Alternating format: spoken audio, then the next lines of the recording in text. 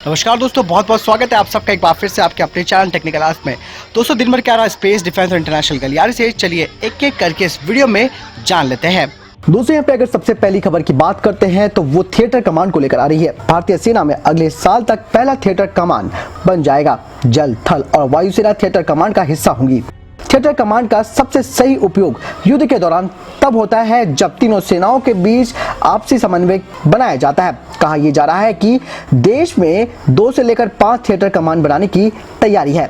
जानकारी के मुताबिक आपको बता दें कि चीन से तनाव के बीच थिएटर कमांड बनाने की तैयारियां तेज कर दी गई हैं। दोस्तों यहां से बनी रणनीति के अनुसार ही दुश्मन पर अचूक वार करना आसान हो जाएगा। यही कारण है कि सेना, वायुसेना और नौसेना को एक साथ लाकर इंटीग्रेटेड थिएटर कमांड बनाने की तैयारी तेज कर दी गई है। यानी कि एक बहुत बड़ा फैसला होने वाला है। हालांकि थिएटर कमांड की जो परिकल्पना थी वो पहले ही कर ली गई थी और जब सीडीएस का पद बनाया गया था उसी टाइम थिएटर कमांड की जरूरत महसूस की गई थी और इसी को देखते हुए सीडीएस का जो पद है वो जो जनरल विपिन रावत जी संभाल रहे हैं उनको दिया गया था। अब थिएटर कमांड बनने से बहुत सारा फायदा होगा भारतीय सेनाओं को और तीनों सेनाओं के बीच एक आपसी कोऑर्डिनेशन होगा। और किसी भी युद्ध में जो होता था पहले कि भाई पहले वायुसेना की परमिशन लो फिर नौसेना की परमिशन लो, तो अब एक ही थिएटर कमांड के अंतर्गत ये सारे फैसले आसानी से लिए जा सकते हैं। बढ़ते हैं अपनी अगली खबर की ओर। वो आ रही है राफेल विमान को लेकर। आपको बता दें कि सेना ने भारत आ रहे युद्धक विमान राफेल की मारक क्षमता को बढ़ाने के लिए इसे हैमर यानी कि highly agile modular munition extended range मिसाइलों से लैस करने का आदेश फ्रांस को दे दिया है। हैमर मिसाइल 60 से 70 किलोमीटर की रेंज में किसी भी तरह के लक्ष्य को ध्वस्त कर सकती है। भारतीय वायुसेना को सरकार की तरफ से मिले विशेष अधिकार का इस्तेमाल करते हुए राफेल को और ज्यादा घातक बनाने का काम किया जा रहा है। फ्रांस को इस विमान में हैमर मिसाइल लगाने का आपातकालीन आदेश देने के लिए जरूरी प्रक्रिया पूरी की जा रही है। सरकारी सूत्रों ने बताया है कि हैमर मिसाइल के लिए ऑर्डर की प्रक्रिया चल रही है।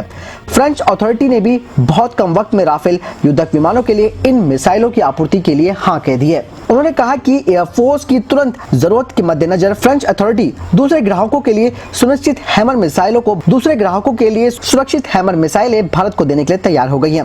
हालांकि भारतीय वायुसेना के प्रवक्ता ने इस बारे में ज्यादा जानकारी नहीं दी है। आपको बता दें कि हैमर मध्यम दूरी की हवा से जमीन में मार करने वाली मिसाइल है। अभी फ्रांस की वायुसेना और नौसेना इन मिसाइलों का इस्तेमाल कर रही हैं।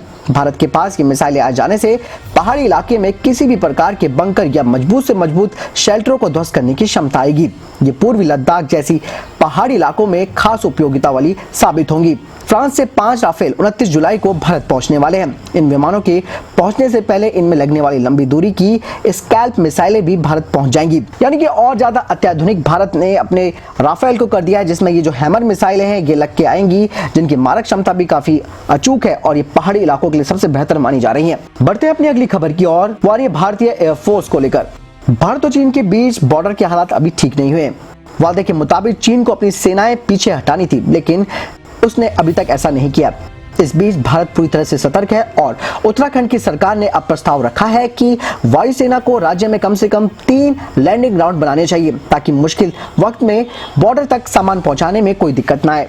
उत्तराखंड की सरकार की ओर से कहा गया है कि भारतीय वायुसेना को चमोली, उत्तरकाशी और पिथौरागढ़ इलाके में 3 आधुनिक हवाई पट्टी बनानी है। इसके बारे में पिछले साल ही वायुसेना की ओर से भी अप्रोच किया गया था। दोस्तों आपको बता दें कि उत्तरकाशी में जो हवाई पट्टी है वहां पर पिछले कुछ हफ्ते में काफी गतिविधि हुई है और इसे लगभग ऑपरेशनल बना दिया गया है। ऐसे में ये राज्य और बॉर्डर के हिसाब से काफी अहम है। आपको बता दें कि मौजूदा स्थिति को देखते हुए भारतीय वायुसेना ने अरुणाचल प्रदेश में 8 नए लैंडिंग स्पॉट एक्टिवेट कर दिए हैं ताकि बॉर्डर से सटे इलाकों में सामान और सैनिकों को आसानी से पहुंचाया जा सके।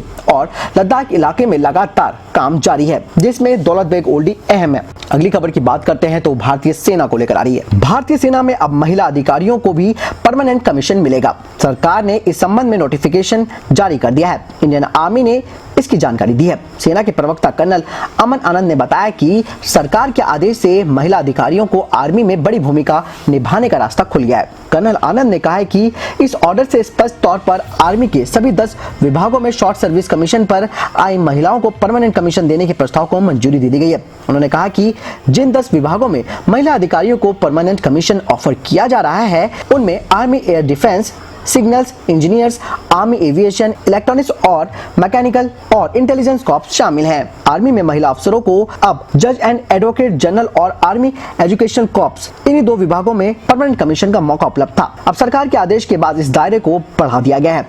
हालांकि अभी भी महिलाओं को युद्ध अभियानों के लिए स्थायी नियुक्ति नहीं दी जाएगी। वहीं बढ़ते हैं अगली खबर की ओर, जो आ रही है बांग्लादेश को लेकर। भारत को चीन लगातार घेरने की कोशिश कर रहा है। पूर्वी लद्दाख में भारत से भिड़ने के बाद चीन अब बांग्लादेश से अपने रक्षा सौदों को बांग्लादेश में चीन के राजदूत का चीनी कंपनियों को बांग्लादेश में कंपनी लगाने के लिए सुरक्षा से जुड़े कई ठेके दिलवाना शुरू कर दिया गया है।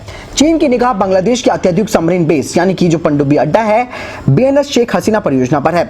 वो उसके जरिए बांग्लादेश के रक्षा क्षेत्र में पकड़ बनाना चाहता है, साथ ही वहां पर बड़ा कारोबार करना चाहता है। इसी खास उद्देश्य से बांग्लादेश में चीन के राजदूत की नियुक्ति की गई है। चीन चाहता है कि बांग्लादेश को भारत से दूर किया जा सके और बांग्लादेश के जो रक्षा प्रतिष्ठान है वहां पर पैठ बढ़ाकर भारत को घेरा जा सके। बांग्लादेश भी इस दिशा में चीन के साथ आगे बढ़ रहा है। 2019 में बांग्लादेश चीन की वन बेल्ट एंड रोड परियोजना से जुड़ने की इच्छा भी व्यक्त कर चुका है। प्रधानमंत्री हसीना ने देश की नौसेना और समुद्री सुरक्षा के विकास में चीन का साथ लेने में हामी भर लिया। ऐसे में चीन अब बांग्लादेश में बंदरगाह, हवाई अड्डों का विकास और सबमरीन बेस बनाने के काम में जुड़ रहा है। भारतीय खुफिया सूत्रों के अनुसार चीन की सरकारी company poly technologies inc submarine परियोजना के लिए 10,300 करोड़ बांग्लादेशी टका का ठेका पाने के काफी करीब है। अगर चीन की कोशिश कामयाब होती है तो आने वाले सालों में भारत की मुश्किलें बढ़ेंगी।